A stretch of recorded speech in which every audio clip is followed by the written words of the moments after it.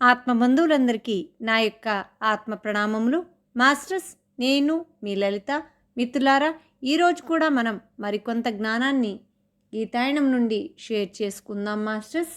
ముందుగా మనం షేర్ చేసుకోబోతున్న జ్ఞానం 4వ అధ్యాయంలోని 13వ శ్లోకం.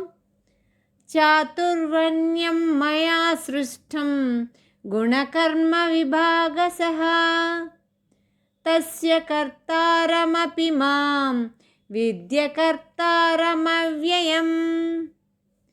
మాస్టర్స్, ఈ శ్లోకాన్ని మరొక్కసారి మనం తెలుసుకుందాం. చాతుర్వర్ణ్యం మయా సృష్టం గుణకర్మ విభాగశః తస్య కర్తారమపి మాం విద్య కర్తారమవ్యయం. మాస్టర్స్, ఇప్పుడు మనం తాత్పర్యాన్ని తెలుసుకుందాం. ఇక్కడ అర్జునుడు అంటే నేను శరీరం అనుకునే తత్వం, శ్రీకృష్ణుడు నేను ఆత్మ అనే తత్వం. ఇక్కడ నేను అంటే ఆత్మ అని మనం తెలుసుకోవాలి మాస్టర్స్. భగవాన్ ఉవాచ ఆత్మ ఉవాచ. బ్రాహ్మణ, క్షత్రియ, వైశ్య, శూద్రులు అనే 4 వర్ణాల సముదాయం గుణకర్మల విభాగాన్ని అనుసరించి నా చేత సృష్టించబడింది. ఈ రకమైన సృష్టి రచనకు కర్తను నేనే అయినప్పటికీ నాశరహితమైన నన్ను అకర్తగానే నువ్వు తెలుసుకో. ధ్యాన వివరణ తెలుసుకుందాం మాస్టర్స్. ఎక్కడెక్కడ మా మయి అని వచ్చినా కూడా అవి ధ్యానానికి ఆత్మకు సూచికలు అన్నది మనం గుర్తుంచుకోవాలి. అవి కృష్ణునికి సూచికలు ఎంత మాత్రమూ కావు. వర్ణం అంటే రంగు, మనిషి యొక్క ఆరా రంగు. ఆరా అంటే ఆస్ట్రల్ బాడీ, అంటే మనోమయ కోశం. ఆత్మ యొక్క ఉన్నతిని బట్టి ఆరా రంగులు మారుతూ ఉంటాయి. మనసు క్రోధంగా ఉన్నప్పుడు ఆరా నల్లటి ఎర్ర రంగు భూయిష్టం అవుతుంది. మనసు లేకిగా ఉన్నప్పుడు నల్లటి ఆకుపచ్చ రంగు కలిగి ఉంటుంది. ఈ రంగులను శూద్రవర్ణంగా, తమో గుణంగా అభివర్ణించారు. గుడ్డిగా నేనే సత్యం అని వాదిస్తున్నప్పుడు నల్లటి ఆరింజ రంగు కలిగి ఉంటుంది. ఈ రంగును, నల్లటి ఆకుపచ్చ రంగును వైశ్యవర్ణంగా, రజోగుణంగా అభివర్ణించారు. మనసు నాకు తెలీదు అని ఒప్పుకున్నప్పుడు నిర్మలమైన ఉదారంగు కలిగి ఉంటుంది. పునర్జన్మ మరి కర్మ సిద్ధాంతంలా అవగాహన వచ్చినప్పుడు వైలెట్ రంగు కలిగి ఉంటుంది. ముముక్షువుగా మారి తీవ్ర సత్యశోధన కలిగినప్పుడు ఇండిగో రంగుని కలిగి ఉంటుంది. ఈ రంగులను క్షత్రియ వర్ణంగా, సాత్విక వర్ణంగా అభివర్ణించారు. మనస్సు పూర్తిగా శుద్ధమైనప్పుడు, అహం బ్రహ్మాస్మి అని తెలుసుకున్నప్పుడు పసుపు పచ్చ బంగారు వర్ణాన్ని కలిగి ఉంటుంది. ఈ రంగును బ్రాహ్మణ వర్ణంగా, శుద్ధ సాత్వికంగా లేదా నిర్గుణంగా అభివర్ణించారు.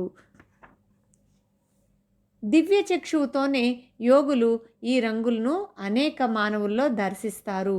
అంతర్గుణాన్ని బట్టి బహిర్కర్మ సదా వ్యక్తమవుతూ ఉంటుంది. బయట కర్మను బట్టి అంతర్గుణం బుద్ధికి గ్రాహ్యమవుతుంది. తమోగుణంలోని వారిని శూద్రులుగా, రజోగుణంలోని వారిని వైశ్యులుగా, సాత్విక గుణంలోని వారిని క్షత్రియులుగా, శుద్ధ సాత్విక లేదా నిర్గుణం వారిని బ్రాహ్మణులుగా పూర్వం ఋషులు సమాజాన్ని 4 విభాగాలుగా విభజించారు. పైన ఉన్న మాస్టర్స్ దేవుళ్ళు ఎప్పుడు క్రింద ఉన్న మానవుల గుణకర్మలను నిర్దేశించరు. ఎవరి గుణకర్మలను వారే ఎప్పటికప్పుడు నిర్ణయించుకుంటూ ఉంటారు.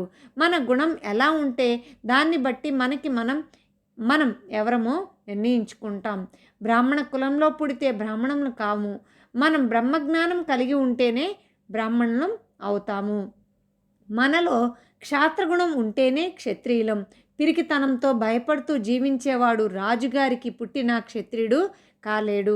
ఎంత వైశ్య ధనవంతుల ఇంట్లో పుట్టినా తృప్తి అనేది లేకపోతే వైశ్యుడు అనిపించుకోలేడు. ఈ 3 గుణాలు లేనివాడే శూద్రుడు అనిపించుకుంటాడు. కాబట్టి మనల్ని మనమే సృష్టించుకుంటున్నాం. మన వాస్తవాన్ని మనమే సృష్టించుకుంటున్నాం. మన వాస్తవాన్ని మనమే తయారు చేసుకుంటున్నాం. నేను ఆత్మ అన్న పదార్థం ఒక ప్రక్క నిరంతర మన గుణకర్మలను సృష్టించుకుంటున్న మరొక ప్రక్క దేనిని సృష్టించని, దేనికి కర్త గాని, అవినాశి అయిన అవ్యయమైన మూల పదార్థం అని కూడా తెలుసుకోవాలి. అదే జ్ఞానం. అంటే ప్రతి నేను కూడా, ప్రతి ఆత్మ కూడా ఒక ప్రక్క సృష్టికర్త, మరొక ప్రక్క సృష్టి సాక్షి. మాస్టర్స్, మరి మరొక శ్లోకాన్ని ఇప్పుడు మనం తెలుసుకుందాం మాస్టర్స్. కర్మణ్యకర్మయః పశ్యేత్ అకర్మణి చ కర్మయః స బుద్ధిమాన్ మనుష్యేషు సయుక్త కృష్ణ కర్మకృత్. మిత్రులారా, ఈ శ్లోకాన్ని మరొక్కసారి మనం తెలుసుకుందాం. కర్మణ్యకర్మయః పశ్యేత్ అకర్మణి చ కర్మయః స బుద్ధిమాన్ మనుష్యేషు సయుక్త కృష్ణ కర్మకృత్. మిత్రులారా, ఇప్పుడు తాత్పర్యాన్ని తెలుసుకుందాం.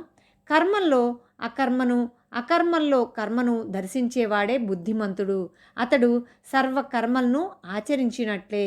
మరి ధ్యాన వివరణ తెలుసుకుందాం మాస్టర్స్. ఏ మానవుడు కర్మల్లో అకర్మను, అకర్మల్లో కర్మను చూస్తున్నాడో అతడే మనుష్యుల్లో బుద్ధిమంతుడైనవాడు. అతడే యోగయుక్తుడై సమస్త కర్మలను ఆచరిస్తూ ఉన్నవాడు అవుతున్నాడు.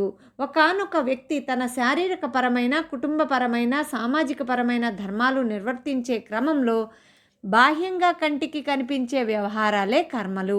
మన మనస్సులో కలిగే భావాలు, ఆలోచనలే అంతర్కర్మలు. మనస్సులో సూక్ష్మ రూపంలో ఆలోచనలుగా ఉన్న అంతర్కర్మలే శక్తి సమకూర్చుకొని బాహ్య ప్రపంచంలో స్థూలమైన కర్మల రూపంలోకి రూపాంతరం చెందుతాయి. కనుక కర్మల వెనుక ఉన్న భావాలు పవిత్రంగా, నిర్మాణాత్మకంగా ఉంటే అవి ఐహిక పురోభివృద్ధికి, ఆముష్మిక ఆత్మాభివృద్ధికి దోహదం చేస్తాయి. కర్మలను ఆచరించేటప్పుడు మనస్సులో సమత్వ భావాన్ని స్థిరపరచుకొని కర్మఫల ఆసక్తిని, అత్యాశలను విడిచి అహంకారరహితంగా, సాక్షీభూతంగా ఉండి కర్మలు చేస్తే అవి బంధాలను కలిగించలేవు. ఆ రకంగా కర్మలు చేయడమే కర్మల్లో అకర్మను చేయడం అవుతుంది. మరి కర్మలను చేస్తూ కూడా కర్మ బంధాల్లో చిక్కుకోకుండా ఉండటం కర్మల్లో అకర్మను చూడటం అవుతుంది. ధ్యానమే అసలైన అకర్మ. ఇది తెలుసుకొని ధ్యానం చేయడమే అకర్మలో కర్మను చూడటం. ఏ పని చేయకుండా ఊరికే కళ్ళు మూసుకొని కూర్చున్నారు అనుకునే ధ్యానంలోనే నిజమైన కర్మను చూడగలగాలి. బాహ్యంగా చేసే కర్మలన్నీ వాస్తవానికి అకర్మల క్రిందే లెక్క. ధ్యానమే నిజమైన కర్మగా తెలుసుకున్నవాడే బుద్ధిమంతుడు, యుక్త పురుషుడు. ఏది యుక్తమో ఏది అయుక్తమో తెలుసుకున్నవాడే యుక్త పురుషుడు. తన యొక్క సత్వ, రజో, తమో గుణాలే వాటికి సంబంధించిన కర్మలను చేస్తున్నాయి కానీ తానేమీ చేయడం లేదని, తాను ఎల్లప్పుడూ ప్రతి కర్మకు సాక్షీభూతుడినే అని గ్రహించినవాడే బుద్ధిమంతుడు. యోగులను అందరూ ఏమీ చేయని వాడిగా పరిగణిస్తారు. కానీ సాక్షిభూతుడుగా ఉండటమే నిజమైన కర్మ అని యోగికి తెలుసు. కృష్ణ కర్మకృత్ అంటే చేయవలసింది అంతా చేసేసి పొందవలసింది అంతా పొందినవాడు ఆ శ్రీకృష్ణ పరమాత్మ. ఆ వేదవ్యాసుల వారు చేయవలసింది ఏమీ మిగిలిలేదు. వారు చేయవలసింది అంతా చేసేసి పొందవలసింది అంతా పొందినవారు. వారు వాసనాబద్ధులు కారు, వాసనారహితులు. కనుక వారిది జన్మ కాదు, అవతారం. వారు అవతరించినది లోకానికి మార్గదర్శకత్వం మాత్రమేనని మనం తెలుసుకోవాలి మాస్టర్స్. మిత్రులారా, మనం ఇంత అద్భుతమైన జ్ఞానాన్ని చక్కగా అద్భుతంగా మనం తెలుసుకోగలిగాం.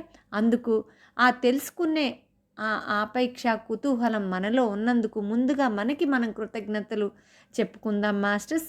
మిత్రులారా, ప్రతిరోజు కూడా మనం ధ్యాన సాధన, ఈ జ్ఞాన సాధన చేద్దాం మాస్టర్స్. మరిన్ని వీడియో నోటిఫికేషన్స్ కోసం ఈ ఛానల్ని సబ్స్క్రైబ్ చేయండి, లైక్ చేయండి, షేర్ చేయండి. Thank you Lalitha.